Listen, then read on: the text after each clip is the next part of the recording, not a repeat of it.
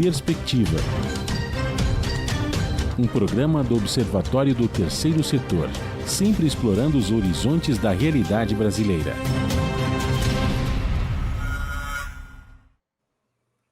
Olá, boa tarde, eu sou Joel Scala. Boa tarde, Franklin Valverde. Boa tarde, Joel. Boa tarde, você está em sintonia com o Perspectiva, aqui na Rádio Brasil Atual. No programa de hoje, vamos falar sobre o papel do terceiro setor na sociedade, destacando a sua importância e sua inserção social. Vale lembrar que o terceiro setor responde por 4,27% do PIB brasileiro, movimentando mais de 223 bilhões de reais, dados de 2022, ficando à frente da indústria automobilística com 1,73, assim como também da agricultura com 4,57. Hoje nós temos dois importantes convidados. Estamos aguardando o professor Marcos Kiesel, que ele é professor titular da Faculdade de Saúde Pública e fundador do IDES, o Instituto para Desenvolvimento do Investimento Social. O nosso outro convidado é o Fernando Nogueira, diretor executivo da BCR. A BCR, a Associação Brasileira de Captadores de Recursos, e professor da Fundação Getúlio Vargas. Boa tarde, Fernando, seja muito bem-vindo ao nosso programa. Boa tarde, Joel, boa tarde, Franklin, e aos ouvintes. É um prazer estar aqui. Obrigado pelo convite. Antes de começar a nossa entrevista com o Fernando Nogueira e o professor Marcos Kiesel, quando ele chegar, nós temos o destaque da semana com o Franklin Valverde. Verdade, Joel. O destaque dessa semana é o seguinte: Sociedade Viva conecta pessoas às causas sociais para transformar o Brasil. Diversas organizações do terceiro setor criaram a plataforma Sociedade Viva, com o objetivo de informar as pessoas sobre o trabalho das ONGs que estão por todo o Brasil e atuam nas mais diversas áreas. No site da iniciativa, é possível acessar matérias que divulgam o trabalho das ONGs e explicam o que elas são, o que fazem e como financiam. Mais informações e a matéria completa sobre esse assunto, matéria que foi escrita pela Ana Clara Godoy, você encontra no site do Observatório do Terceiro Setor. A Sociedade Viva é uma iniciativa plural, composta por organizações representativas do terceiro setor. A BONG, a Associação Brasileira das Organizações Não Governamentais, a BCR, a Associação Brasileira de Captação de Recursos, o GIF, o Grupo de Institutos, Fundações e Empresas, a plataforma Mirosk e o Observatório do Terceiro Setor e o Movimento por uma Cultura de Doação. Vamos lá começar a nossa entrevista, Fernando, você explicando um pouco qual é o principal objetivo da Sociedade Viva e o que ela pretende oferecer nesse ambiente do terceiro setor. Obrigado, Joel. Olha, a Sociedade Viva é um movimento importante que surgiu, então, nesses últimos anos e está sendo lançado agora, né, em 2023, principalmente para combater desinformação e falta de mobilização. Né? O setor social no Brasil cresceu muito nas últimas décadas, a gente passou, né, nos anos 70, a gente tinha pouco mais de 10 mil organizações, hoje em dia a gente tem, segundo algumas estimativas do governo, mais de 800 mil organizações sem fins lucrativos no Brasil como um todo, em todas as cidades, todos os estados, trabalhando em todas as causas, mas apesar desse tamanho, da contribuição econômica que o setor dá, como você falou, é um setor ainda pouco conhecido. A gente ouve falar pouco dele na mídia, né? Iniciativas como o Observatório do Terceiro Setor, aliás, são das poucas, né, que regularmente cobrem esse tipo, né, cobrem esse setor. Então as pessoas conhecem pouco e isso dá margem também para desinformação.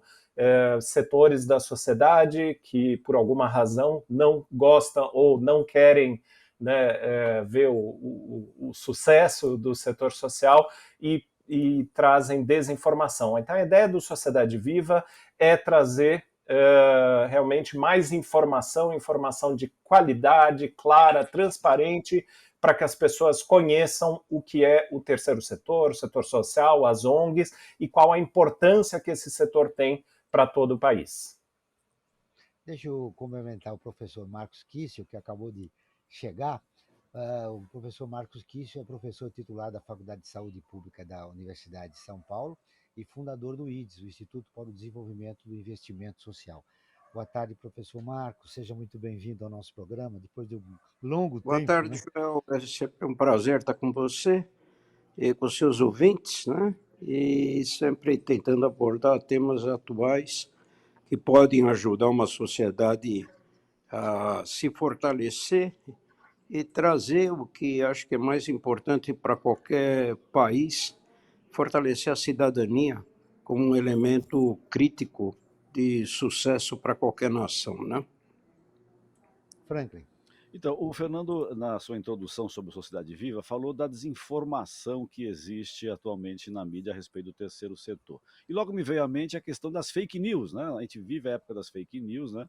Nós tivemos aí 4 anos de um desgoverno que se elegeu em cima das fake news, e eu gostaria que o Fernando falasse um pouco o que as fake news prejudicam e no que elas têm prejudicado o terceiro setor. Porque a gente viu nos últimos tempos aí, e ainda acho que, né, se encontra, né, uma série de fake news descaracterizando, desqualificando o terceiro setor. Então eu gostaria que um pouquinho a sua fala, que acho que a Sociedade Viva vem no sentido, inclusive, de combater essas fake news, não, Fernando? Que é o grande desafio da Perfeito. comunicação, né? Que o terceiro setor tem. Perfeito. Realmente combater fake news é um grande desafio. A gente vê vários tipos de desinformação, de fake news em relação ao setor social, sobre o que as ONGs fazem, que interesses elas representam, como elas se financiam. Acho que um exemplo prosaico disso, no começo da pandemia, né, e a gente viu uma grande onda de generosidade, de solidariedade no país. E aí eu recebi num grupo de amigos da faculdade, né, pessoal que estudou comigo mais de 20 anos atrás, num curso de administração, passando um vídeo, olha, as ONGs estão responsáveis por roubar ouro da Amazônia, e é por isso que elas têm, né, elas têm interesse em estar naquela área, enfim, um vídeo totalmente falso, combinando um vídeo que era de uma apreensão da PF, que não tinha nada a ver com ONG, nada a ver com o setor social, mas colocando um texto totalmente falso, mas que reforça esse tipo de preconceito.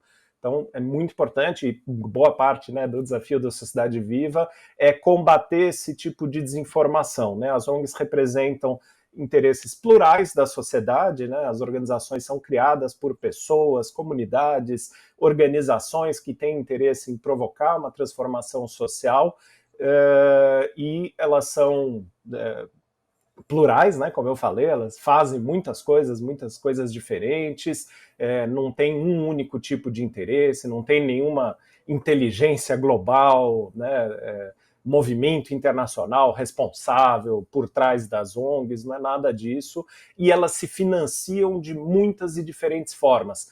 Tem organizações, sim, que acessam recursos do governo porque contribuem com as políticas públicas, mas tem muitas organizações que se mantêm com doações, pequenas doações, grandes doações, algumas usam leis de incentivo. Essa é outra área que tem muita fake news, né, de Lei Rouanet, leis de incentivo à cultura, mas, de novo, tem muita fiscalização por trás disso, tem muito controle por parte do governo para que esses recursos sejam bem investidos. Então, enfim, é importante a gente soltar essas informações para ir combater nessas fake news. Professor Marcos, há algum tempo nós tínhamos um diálogo, nós estamos conversando, e eu vi de você que nós estamos falando dos recursos que chegaram para o terceiro setor durante a pandemia. E aí você disse, olha, Joel, isso aí a tendência é não continuar, né? Isso não vai continuar. Uma das preocupações da Sociedade Viva também é manter uma estrutura, criar uma estrutura para que as organizações continuem desenvolvendo seus projetos, já que todo aquele recurso que entrou no momento excepcional da pandemia não vai acontecer mais. O pós-pandemia é uma outra realidade. Eu queria te ouvir sobre isso, porque você foi uma das pessoas que falou lá atrás, olha, esse recurso não vai continuar neste momento. E como as organizações vão se virar no pós-pandemia? Deixa eu fazer um comentário sobre as coisas que foram faladas aí, não pelo Fernando, mas que está no bojo da pergunta que foi colocada para o Fernando. Eu acho que, como qualquer setor, ele tem que ter um processo de regulação. Se você olha como é que é formado o Estado brasileiro, você tem como base na Constituição a definição dos entes, e toda vez que você quer montar a estrutura de cada nível de governança, você tem que passar pelo crivo do Congresso, ou da Câmara da Assembleia, ou dos vereadores, e nós estamos assistindo agora essa discussão sobre as modificações que o Lula propôs para o governo. Isso quer dizer o seguinte: eu tenho um processo de regulamentação que permite estruturar o Estado. Se você olhar o que acontece com a empresa tem que seguir certas normas, regras, que são ditadas pelo mercado, mas são ditadas também por órgãos de defesa do consumidor, são ditadas por éticos profissionais, são ditadas pela Bolsa de Valores e assim por diante. Então, existe um quadro de referência legal que permite uma empresa ser uma empresa que é reconhecida ou está marginalizada. No caso do terceiro setor, isso não ocorre. O terceiro setor é como se aparecesse livremente e qualquer grupo pode se formar e se estruturar como se fosse uma organização de organização do terceiro setor. O que é muito pouco para uma sociedade que queira crescer. E aqui a gente está vendo, por exemplo, tem um grupo aqui que são um grupo de médicos pela vida, que na verdade é um grupo anti-vacina, anti-ciência, e que está fazendo um mal para a sociedade brasileira extremamente forte.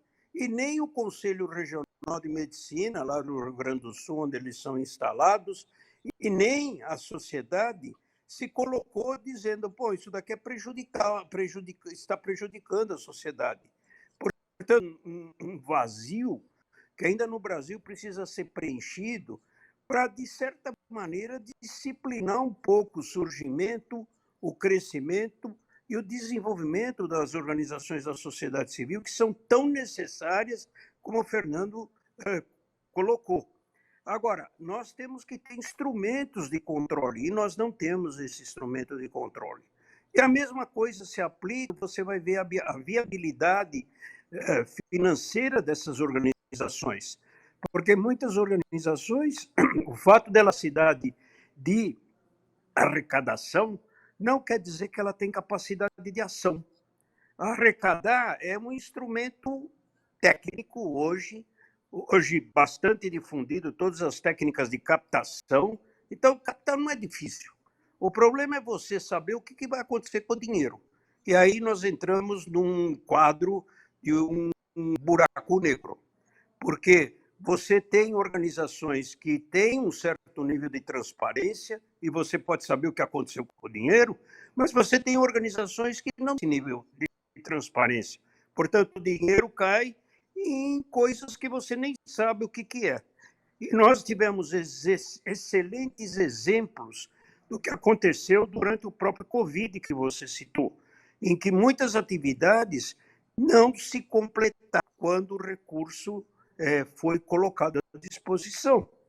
E os exemplos são exemplos muito fortes, dizendo, tá bom, eu consegui fazer a filantropia, mas o que sobrou da filantropia? Quando, na época que você colocou que o auge da entrada de dinheiro, vamos observar duas coisas que são importantes. A primeira, que muitos desses recursos foram recursos para as coisas que não sobraram depois da epidemia.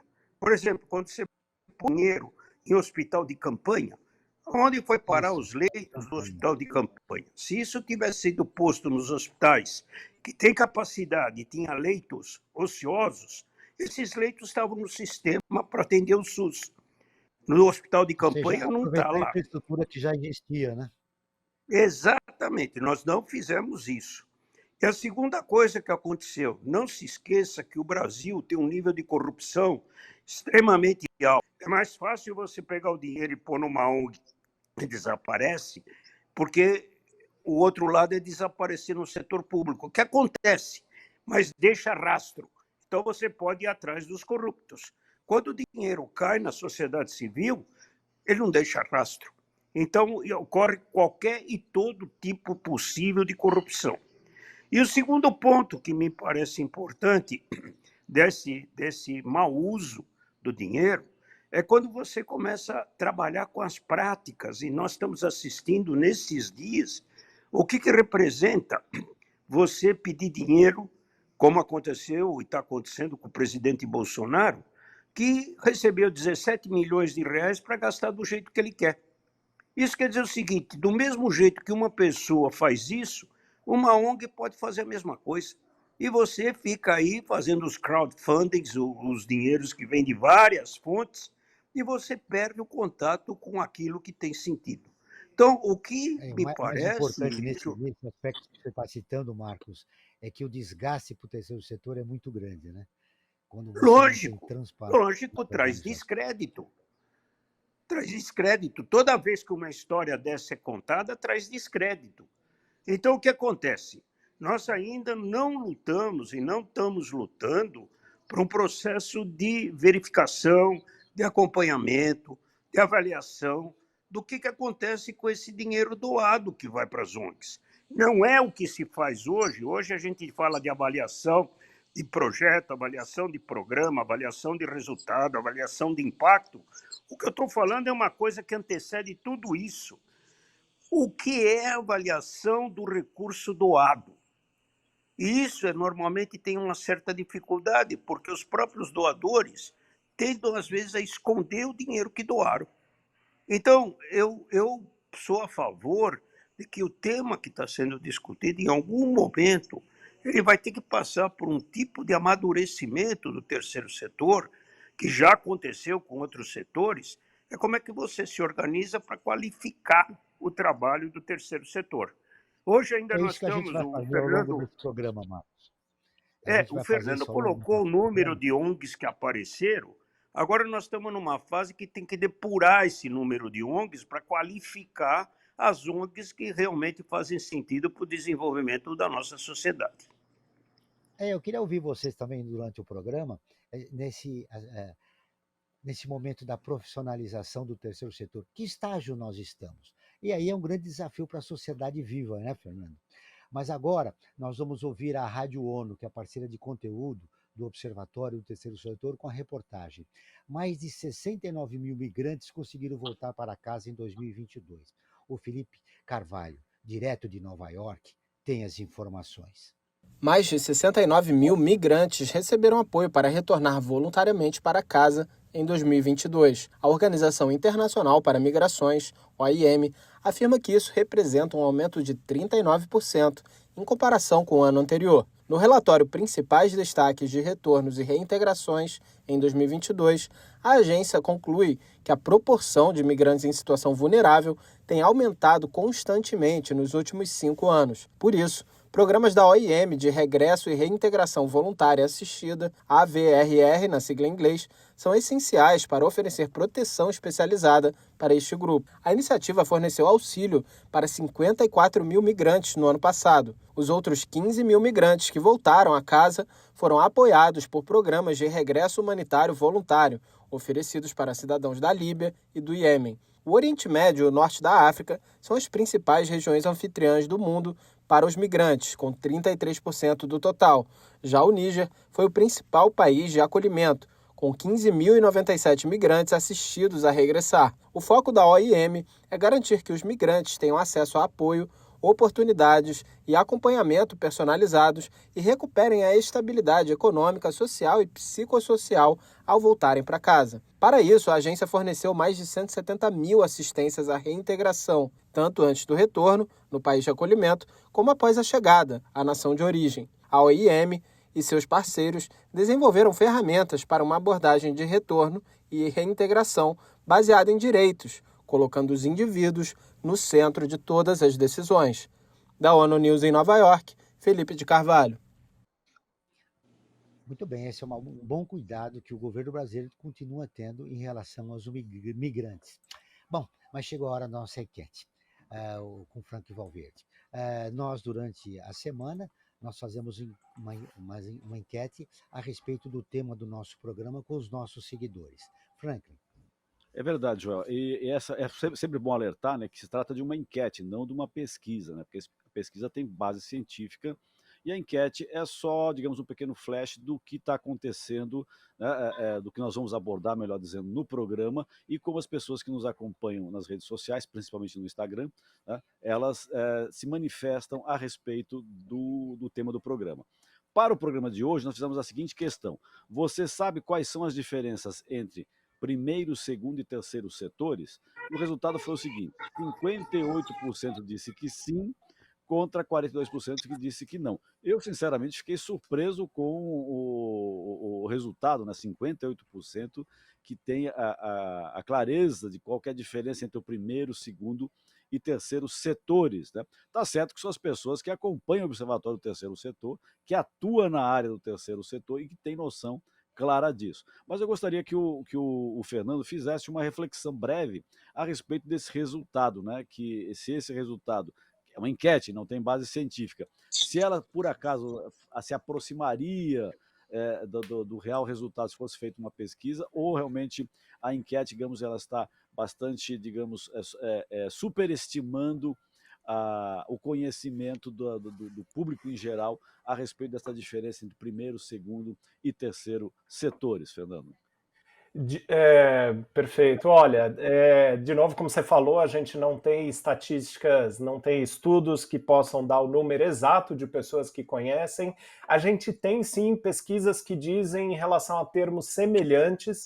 Então, eu diria que está um pouco otimista esse número, está superestimando um pouquinho em relação à população como um todo. O que a gente tem, né, são definições talvez mais informais, eu acho que um sentido mais informal. As pessoas reconhecem, sim, que existe um certo conjunto de organizações e iniciativas sociais que não são nem empresa, que não são nem governo e que atuam nessa área. Quando a gente fala de solidariedade, quando a gente fala de entidades sociais, quando a gente fala de ONG, é interessante, né? E voltando à sociedade viva, por que a gente usa o termo ONG, né? Segundo aí sim uma pesquisa feita no ano passado pelo GIF, 65% das pessoas, né, de brasileiros e brasileiras, conhecem o termo ONG, né? Então, 2 entre cada 3 pessoas, 2 entre cada 3 conhecem esse termo e tem alguma noção do que a gente está falando. Então, enfim, a gente tem a maioria dos brasileiros sabe o que é ONG, sabe um pouco o que é essa atuação da sociedade civil,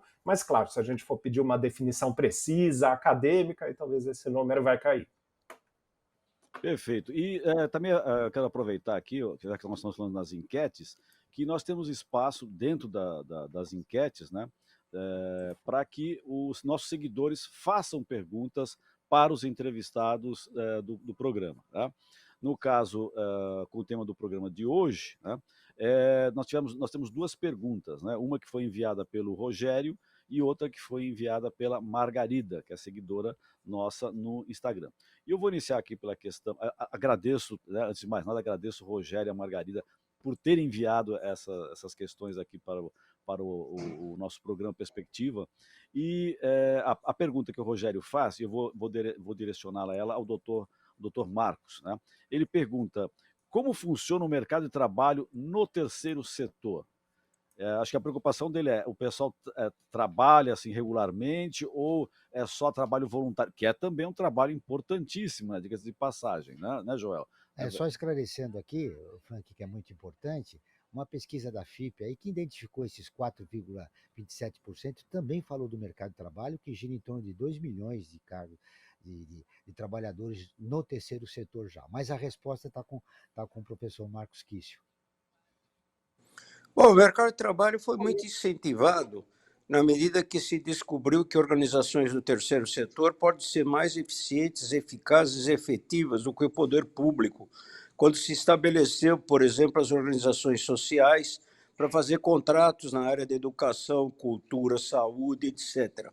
Isso abre um mercado de trabalho que, na verdade, é um mercado de trabalho que deveria ser de funcionário público, que deixa de necessitar do funcionário público e você contrata um funcionário via CLT e é um funcionário contratado e tem chance de se profissionalizar essas organizações.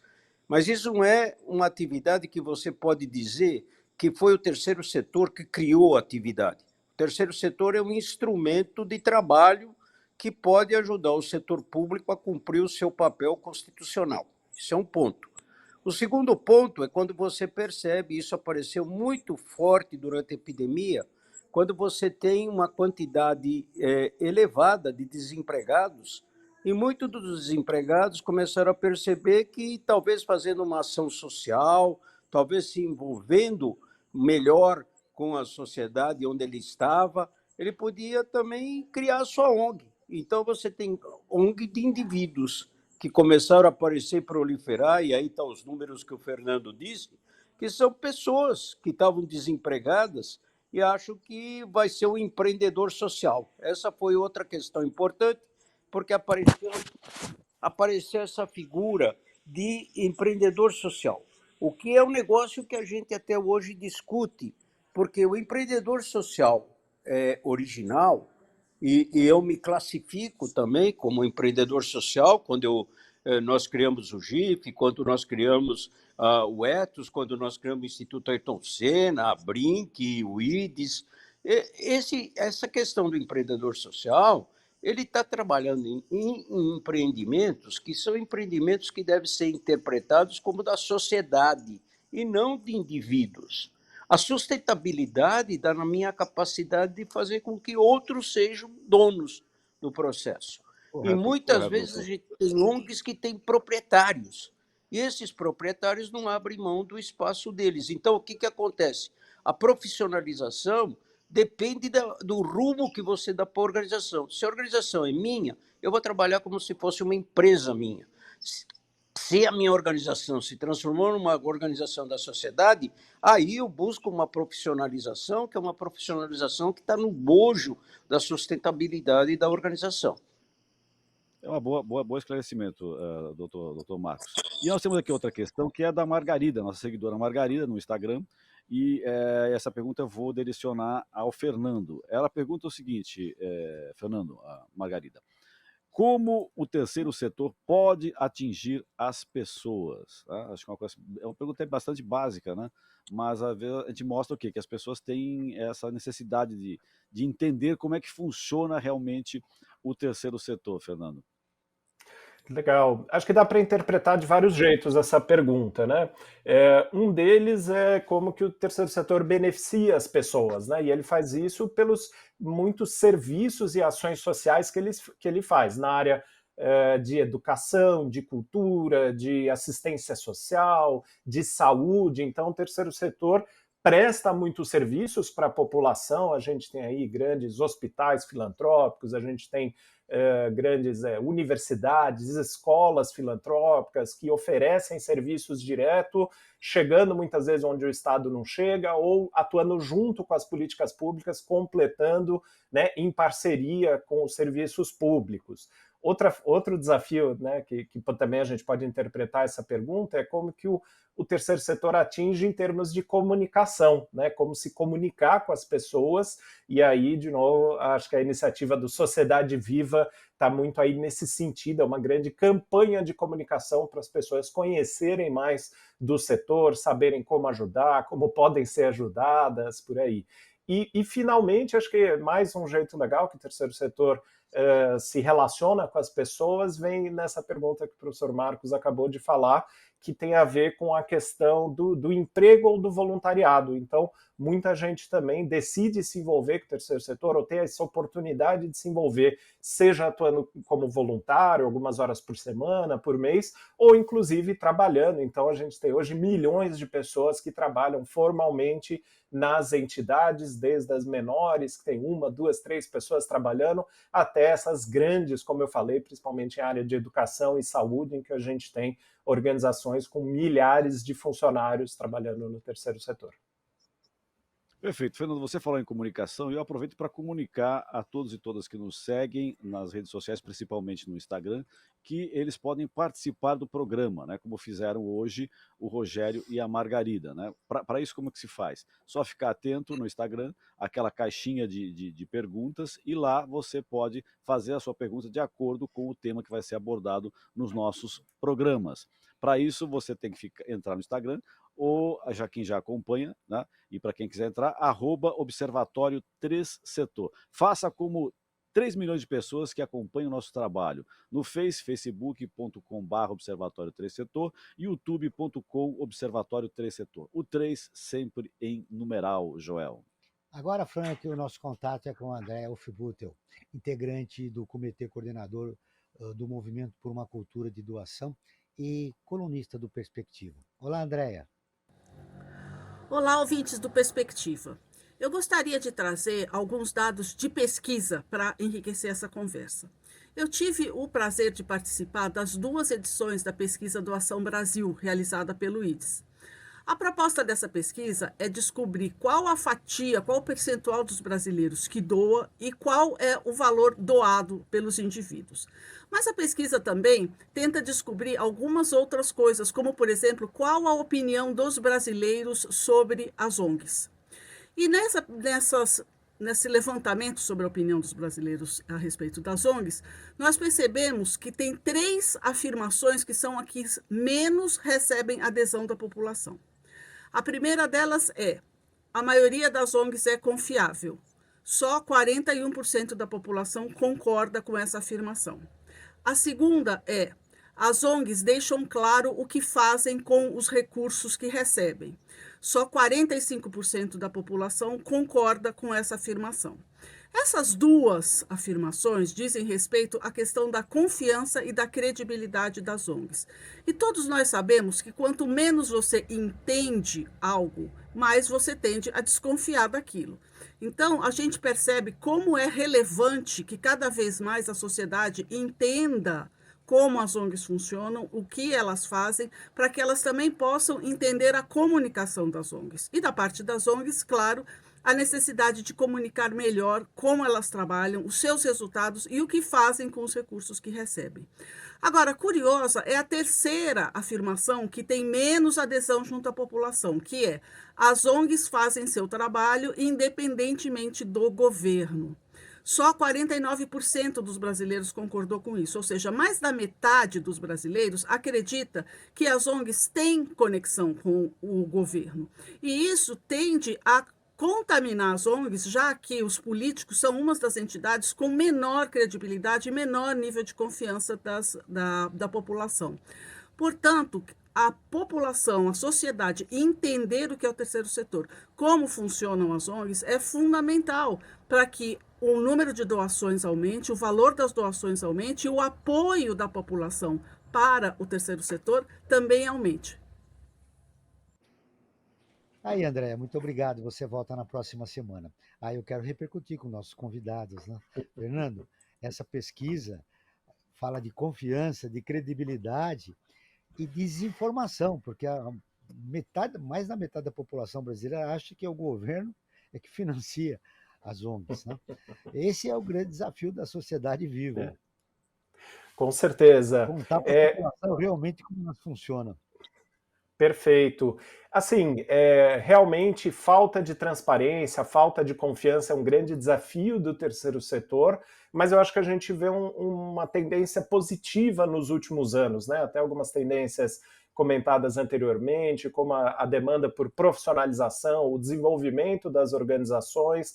A gente vê essa pressão por transparência cada vez maior. A ABCR, onde eu trabalho, né, a Associação dos Captadores de Recurso, a gente defende há muito tempo, né, desde a criação, essa transparência em relação a como os recursos não só são captados, mas como eles são usados. A gente vê essa pressão também dos financiadores. Hoje a gente tem essa palavra, infelizmente aí um termo em inglês, mas que aparece muito, 2 termos em inglês, né, de accountability e compliance. Accountability, essa visão ampla de transparência, de prestação de contas, e compliance, que a gente tem ouvido falar muito nas empresas, justamente esses movimentos para demonstrar de forma clara, de forma assertiva, como são os processos, como o dinheiro é arrecadado, como o dinheiro é usado. Então a gente vê essa pressão também do governo, novas regulamentações, o marco regulatório das organizações da sociedade civil, enfim, então a gente vê uma série de movimentos para que a gente seja cada vez mais transparente com os doadores, e a gente tem essa mesma pesquisa Doação Brasil, que a Andréia comentou com a gente, mostra isso claramente. Quanto mais transparência, maior confiança, maior a chance das pessoas quererem doar para as organizações. Só que o outro lado também é verdade. Quanto menos transparência, menos confiança, menor a chance das pessoas quererem doar. Você está acompanhando o Perspectiva, um programa do Observatório do Terceiro Setor, que leva até você tudo sobre as organizações e informações do terceiro setor. Agora eu quero um comentário breve do professor Marcos a respeito dessa pesquisa mencionada pela Andrea. Bom, vamos por parte, né? Eu queria pegar um gancho aí do que o Fernando falou, que para mim mostra um pouco como é que o processo brasileiro sofre distorções, mesmo quando você quer fazer a coisa correta. Eu dou como exemplo o que aconteceu com o marco regulatório do terceiro setor, em que hoje os estatutos de quase todas as organizações novas que surgiram, eles escrevem o estatuto com base no que a OCIP exige, para eles poderem, num período de 2 a 3 anos, receber o título de OCIP. E qual é a grande vantagem de receber o título de OCIP? Uma é uma questão tributária, mas a segunda, que é importante, é você poder receber dinheiro do governo.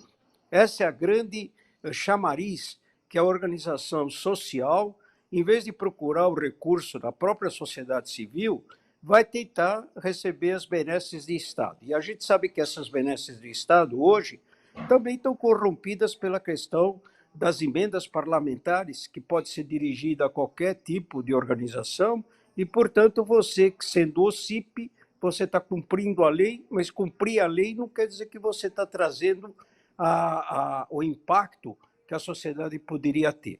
Isso é uma coisa. Então, agora eu volto na questão original sobre os dados que foram apresentados, que mostram essa descrença na sociedade civil. Nós não podemos esquecer que essa descrença da sociedade civil não é nos dados de hoje. Essa descrença na sociedade civil vem particularmente desde o governo Collor, quando a LBA começou a incentivar e pôr dinheiro lá em Alagoas para uma ONG que era da dona Rosiane Collor. E, portanto, um processo de corrupção que fez gerar, inclusive, o GIF como um órgão de defesa, vamos dizer assim, daqueles que seriamente entendiam o papel da sociedade civil. E isso veio desde lá e não teve grandes alterações.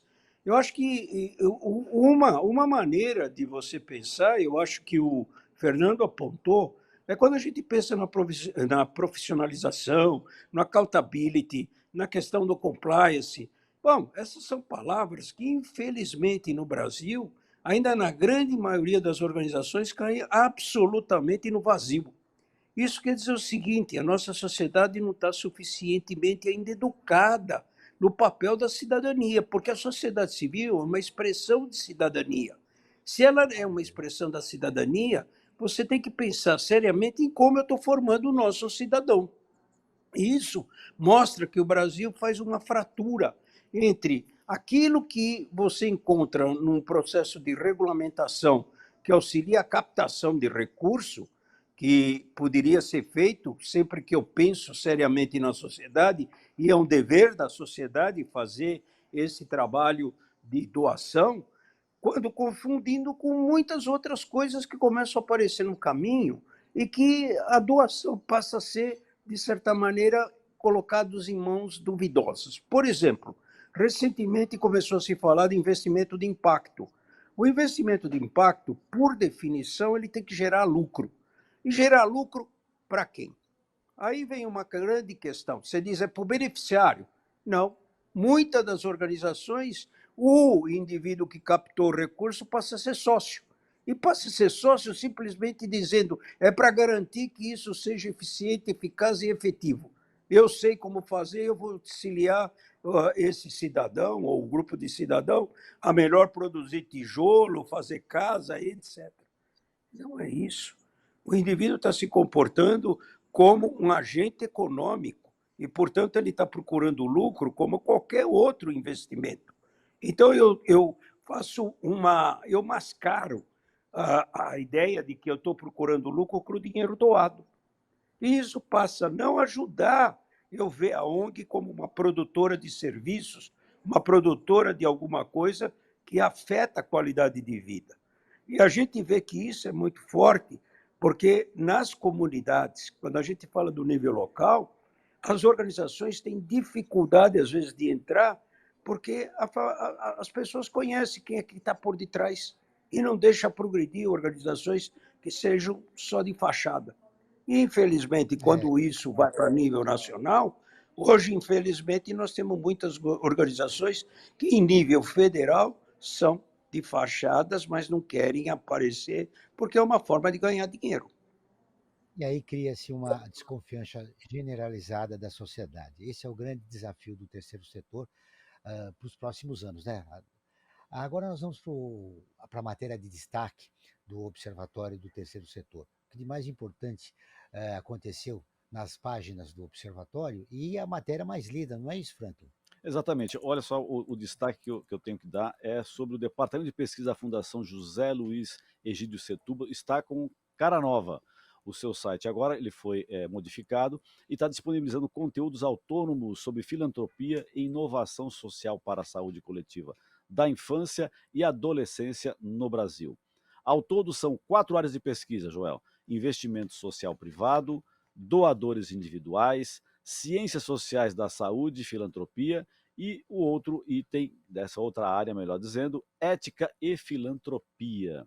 As informações completas e a matéria você encontra no nosso portal observatório3setor.org.br. E não se esqueça que o 3 é em numeral. E, Joel, agora acho que também chegou o nosso momento musical aqui no Perspectiva, né? Pelo menos um trechinho de uma música que nós vamos colocar e fazer algumas questões para o Fernando e o Marcos. Vamos ouvir o nosso destaque musical do Perspectiva de hoje.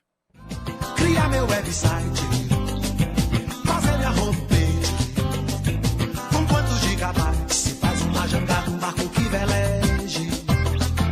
Criar meu website, fazer minha homepage, com quantos gigabytes se faz uma jangada, um barco que veleje. Veleje nesse infomar, que aproveite a vazante da Infomaré, que leve o muriqui do meu velho orixá. Então, dentro desse infomar que, né, nós estamos vivendo hoje, né, dessa maré que vem de informação através das redes, né, é importantíssimo você ter o seu site, né? E muitas das ONGs, a gente percebe que os seus sites não têm site, alguns até não têm site, né? No mundo que a gente vive em rede, é um absurdo você não ter um site. As pessoas têm site, que dirá uma organização, né, não ter um site. É importantíssimo isso até para a sua atuação. E às vezes, tendo o site mesmo, eles não são funcionais e não são atraentes, né?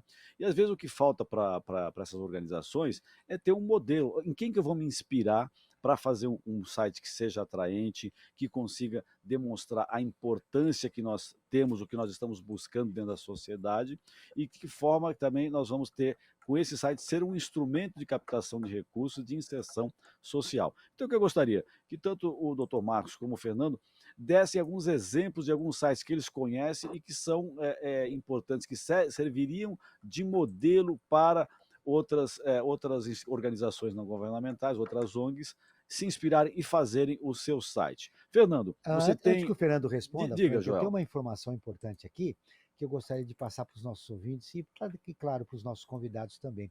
O uso da internet por organizações brasileiras do terceiro setor cresceu nos últimos 6 anos, passando de 71% em 2016 para 82% em 2022. Apesar do avanço, 18% das entidades não usam a internet em suas atividades, o Olha que só. ocorre especialmente entre aquelas de menor porte e que atuam nas áreas de desenvolvimento e defesa dos direitos. Então, é fundamental, muito bem lembrado, Joel, esses dados que você apresenta, né? 18% não usa, deveria ser 100%. Hoje em dia não tem como, o mundo passa, quer queira, quer não, para bem, para mal, pelas redes, né? Então, acho que isso é fundamental. Fernando, que exemplo você poderia dar? Ó, se você tá nesses 18% ainda, começa a se informar. Olha o site daquela organização que faz um trabalho interessante, que tem um bom resultado, para, pelo menos, né, se inspirar e fazer alguma coisa semelhante. Fernando. Legal, perfeito. Ótima pergunta, né? Há muito tempo a gente ouve falar já da importância de ter site, de estar na internet, mas a gente vê que algumas organizações ainda não conseguiram estar aí. Eu vou dar 4 exemplos muito breves aqui. Um site para a gente ver, né, um site muito bom, transparente, legal, que é do IDEC, o Instituto Brasileiro de Defesa do Consumidor, idec.org.br, eu acho que é um site muito claro. A Recode, que é uma organização que lida com tecnologia, né, que lida com o poder transformador que a tecnologia tem, então, claro que a gente pode esperar, e o site deles também é uma boa referência nessa área, é recode.org.br. Um site muito interessante de uma organização até de tamanho, de porte pequeno para médio, mas que usa a tecnologia de uma forma muito interessante, é a Open Knowledge Brasil. É uma fundação, faz parte de uma fundação de uma rede internacional que luta pela informação aberta, dados abertos, principalmente no setor público, mas que tem iniciativas muito legais também com a sociedade civil, e acho que especialmente na transparência, uma referência muito interessante. Eles têm uma planilha aberta, onde eles atualizam, né, o próprio gestão de controle que eles têm de informações financeiras. Então, um novo doador vai lá, faz uma doação de R$10 mil, a própria planilha onde eles fazem um controle disso está ligada de forma aberta à internet e já atualiza instantaneamente. Então, é o exemplo máximo de transparência hoje em dia que eu conheço no setor social. O nome é um pouquinho complicado, Open Knowledge, mas o site é muito fácil, é ok.org.br,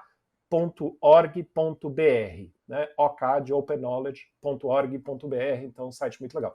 E o final, que eu vou dar o exemplo, que é um exemplo duplo, é o TechSoup Brasil, né? Então é a Sopa Tecnológica, uma organização também internacional, não só porque é um site legal, mas também porque é um site que dá dicas de como as organizações podem acessar serviços de tecnologia. Então, é muito comum hoje, né? A gente tem esses grandes prestadores de serviço para tecnologia, Google, enfim, um monte de empresas, e muitos deles oferecem serviços gratuitos ou mais baratos para organizações sociais, muitos deles por meio da TechSoup, né? Em parceria com a TechSoup. Então, é Tech, T-E-C-H, Soup, S-O-U-P, Brasil.org.br. Tá aí os sites interessantes destacados pelo Fernando. Segundo uma pesquisa sobre estrutura e investimento em comunicação e marketing, elaborado pela Nossa Causa, que é uma organização formada por jovens com o objetivo de fortalecer organizações da sociedade civil e promover a justiça social, em 50% das organizações, a área de comunicação é composta somente por uma pessoa.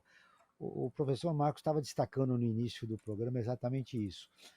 É composta somente por uma pessoa, e 15% não tem alguém responsável, e outros 15% tem uma equipe de voluntários. Bom, a partir desses dados mencionados, professor Marcos, qual seria o ideal de uma organização começar a funcionar? A partir desses dados, que planejamento nós podemos fazer por pequenas e médias organizações, que são a maioria do terceiro setor, quando for lidar com comunicação?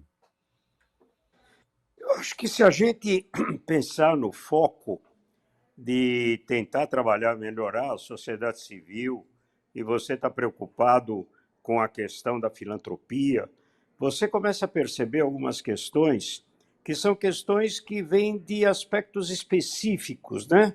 Dos casos citados pelo Fernando, 2 ou 3 estão ligados à área de tecnologia. Então, a gente começa a perceber que o foco é a tecnologia, não obrigatoriamente o tema que você está querendo trabalhar. Infelizmente, no Brasil, as organizações que nós temos, que são específicas para o nosso trabalho, ainda trabalham de uma maneira parcial. Se você pegar os 3 sites que eu reputo como os 3 mais importantes que a gente tem no Brasil para o nosso setor, tirando o trabalho que você faz no Observatório, Joel, eu estou falando das organizações que têm algum tipo de contribuição específica no dia a dia da operação do terceiro setor. Você vê o site do GIF, vê o site do IDES, vê o site da própria BCR. O processo são processos que são ainda muito verticais. Nós ainda não temos aí um trabalho de horizontalidade para poder alimentar, vamos dizer assim, cada um dos sites em aspectos que coadunam com o propósito que as organizações têm. É como se cada um olhasse para sua própria finalidade e não pensando na finalidade do ecossistema que nós estamos Falta uma visão de trabalhando. conjunto. Isso é uma Falta coisa uma visão de que conjunto. eu penso. Agora, tem um segundo ponto que me parece extremamente importante. Quando você procura o que é mais específico, infelizmente, os exemplos que eu poderia dar são os exemplos que a gente vê de fora. Por exemplo, tem uma organização nos Estados Unidos que é uma fusão de duas grandes organizações anteriores que se chama Kennedy. O Kennedy talvez seja a referência mundial para quem quer trabalhar e entender da onde vêm os recursos, como vêm os recursos, como é que isso é utilizado, etc. Embora ele esteja um trabalho que é dedicado aos Estados Unidos, nessa dedicação aparece também o dinheiro que é dedicado pelos americanos a apoiar os esforços fora dos Estados Unidos. E é um site extremamente rico, com uma quantidade brutal de informações que a gente poderia utilizar. A segunda coisa que eu queria chamar a atenção é a importância que hoje está tendo ter as redes de propósito específico. E essas redes de propósito específico, elas trabalham muito bem. Por exemplo, quando você vê no Brasil a rede de apoio à primeira infância, você tem propósito específico e, portanto, as coisas que aparecem no site deles, levando a especificidade, faz com que, numa visão horizontal, todas as organizações participantes encontrem um espaço de dizer o que elas fazem, como fazem, porque fazem, tendo como foco a criança e a adolescente, ou a primeira infância, um caso específico. Nós estamos, nesse momento, pensando um pouco o futuro. Uma das questões que aparece muito forte e que não foi citado ainda no programa é que, na base, lá embaixo, dos interesses dos brasileiros com relação aos temas de saúde, de doação, está uma coisa que se chama ciências. No Brasil, doação para a ciência é uma raridade. Então, nós estamos, nesse momento, trabalhando E por isso. quê, professor? E por que é uma Eu vou raridade? explicar, deixa eu explicar um pouco isso, que é muito importante. O Brasil foi desacreditado no último governo na área de ciência. O que nós estamos aplicando hoje como dinheiro federal representa o que nós estávamos aplicando em 2002. Passou 20 anos e nós estamos aplicando o mesmo valor que a gente aplicava em 2002. Um descrédito brutal para a ciência com dinheiro público. E não apareceu dinheiro privado para fazer um papel substituto. E agora nós estamos começando a perceber o quanto isso trouxe para o Brasil de descrédito naquilo que ele produz cientificamente, porque nós estamos parando a ciência aqui no Brasil.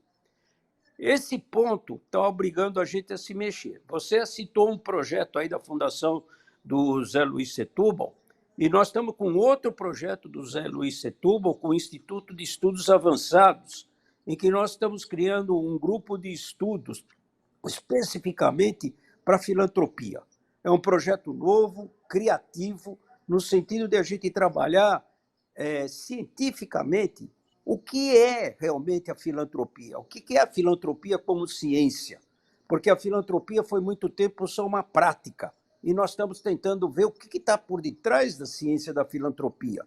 E nós temos aí um pool de organizações que circulam no mundo acadêmico, por exemplo, as fundações de apoio à pesquisa tipo FAPESP, as fundações de apoio aos diferentes departamentos ou de apoio a diferentes universidades, inclusive privadas. Essas fundações, como é que elas se organizaram? Como é que elas utilizam recursos? Que recursos elas utilizam? É um fato brasileiro que nós não sabemos nada. E você olhando para fora, você vê que se criou, de um lado, um Science Philanthropy Alliance, é uma aliança do dinheiro que vai para a ciência, da filantropia para a ciência nos Estados Unidos, que começou com 6 fundações, hoje tem 38. E um dos resultados mais tangíveis dele foi convencer o dono do Facebook aqui fizesse um programa de educação amparado pela ciência, onde ele tomou a decisão de colocar US$ 1 bilhão orientado por esses grupos. Segunda, que podia acontecer também no Brasil. A segunda coisa é que nós temos nos Estados Unidos o Health Science Philanthropy Alliance, específico para a saúde, que é de interesse particular nosso, e nós estamos agora começando a montar no Brasil uma rede de interesse específico em pesquisa de saúde, onde já está fazendo parte do esforço um Albert Einstein, um Sírio-Libanês, o Instituto Oswaldo Cruz, o Butantan e assim por diante. Então, o que eu quero Ou seja, tentar nós temos dizer uma para série de vocês é que iniciativas que mas nós procuram temos dar que ao olhar terceiro o setor uma site, dimensão nós temos que olhar maior, o né? site como instrumento de comunicação, mas de uma comunicação que faz sentido para o desenvolvimento do Brasil. Não adianta você fazer comunicação com a periferia do conhecimento, que é uma prática. Você transforma a prática em algo que tem valor. Então, é isso que os pessoal que está trabalhando hoje nos grupos antivacinas, eles transformam palavras que têm um sentido num outro sentido. E você faz o fake news que o Fernando já tinha falado no começo. Acabou de Para falar. Professor Marcos, vencer isso só com a ciência mesmo. com a ciência. O grande problema é que nos últimos 4 anos nós tivemos um governo negacionista, né? E que Isso. não deu bola para a ciência e comprometeu todo o trabalho que estava sendo realizado, inclusive no terceiro setor. Agora, é muito importante a sua opinião para nós darmos uma outra dimensão da importância do terceiro setor. Eu só tenho 1 minuto de programa para encerrar. Eu precisaria 30 segundos para você e 30 segundos para o professor Marcos. Eu vou deixar fechar com você, Fernando, mas, professor Marcos, o que mais importante você gostaria de deixar registrado em 1 minuto para os ouvintes do Perspectiva, sobre a importância e sobre o tema do nosso programa, o terceiro setor? Eu acho que a sociedade brasileira precisa ainda criar instrumentos de autocontrole com relação ao que uma organização se coloca como uma organização da sociedade civil. Nós temos que ter mecanismos de controle para dizer se é realmente da sociedade civil. E essa é uma questão, para mim, fundamental, porque é isso que vai trazer confiança, isso que vai trazer respeito, isso que vai trazer participação para a constituição de um novo país, de uma nova sociedade e de uma nova cidadania. Fernando, suas conclusões Legal. finais, o que mais importante você gostaria de deixar registrado? Faltou também te perguntar, a BCR gira em torno só de 3% de jovens, né? Nós temos uma geração a ser conquistada para continuar esse legado que vocês devem deixar na BCR. Opa. Mas, enfim, o que de mais importante você gostaria de deixar registrado em 1 minuto de programa, agradecendo a você e ao professor Marcos pela entrevista. Aliás, você é professor também da GV, né? Perfeito. Eu agradeço muito a oportunidade de estar aqui, uma honra também estar com o professor Marcos, foi meu primeiro chefe aí na caminhada do terceiro setor, alguns aninhos atrás. O recado final que eu deixo aqui, Joel e Franklin, é realmente esse convite para que todo mundo conheça mais do Sociedade Viva. Vou deixar o site sociedadeviva.org.br ou perfil no Instagram, @sociedadeviva. E por que é importante entrar lá? Principalmente para a gente que trabalha, que é voluntário, que está em contato com as organizações da sociedade civil, porque o Sociedade Viva é uma campanha que pretende ser a mais aberta possível. Então, entrando no site, a gente acessa um kit com materiais de comunicação para redes sociais, site, WhatsApp, e-mail, e poder espalhar para os nossos conhecidos, familiares, colegas, um pouco mais sobre o que é o terceiro setor, o que são as ONGs e por que esse trabalho que a gente faz é tão importante. Muito obrigado. Joel, eu só quero pedir desculpa. Eu quero pedir desculpa aos seus ouvintes, principalmente porque eu estou deitado. Eu estou com uma lesão na perna que eu fiz no sítio e eu tenho que ficar deitado porque pode infeccionar, etc. Bom, então, eu estou numa posição aqui, no máximo do que eu posso me colocar para poder falar. Nós que agradecemos a entrevista e a sua preocupação de dar uma resposta ao nosso convite. Obrigado e estimas melhoras, professor Marcos. Nós contamos Não, com a isso sua daqui cabeça. é uma questão só de tempo, felizmente. O Perspectiva está terminando. Eu agradeço as participações do professor Marcos Kischel, professor titular da Faculdade de Saúde Pública da Universidade de São Paulo, ao Fernando Nogueira, diretor executivo da BCR, Associação Brasileira de Captadores de Recursos, e professor da Fundação Getúlio Vargas. Muito obrigado a todos vocês que nos acompanharam. Esse programa foi produzido pela equipe do Observatório do Terceiro Setor. Na próxima quinta-feira, às 16 horas, acompanhe o nosso programa Brasil ODS. Na pauta do programa, Saúde da Pele. E ficamos por aqui, sempre na luta por uma sociedade mais justa, solidária, sustentável e tolerante. Até o próximo programa. Você acabou de ouvir Perspectiva, um programa do Observatório do Terceiro Setor.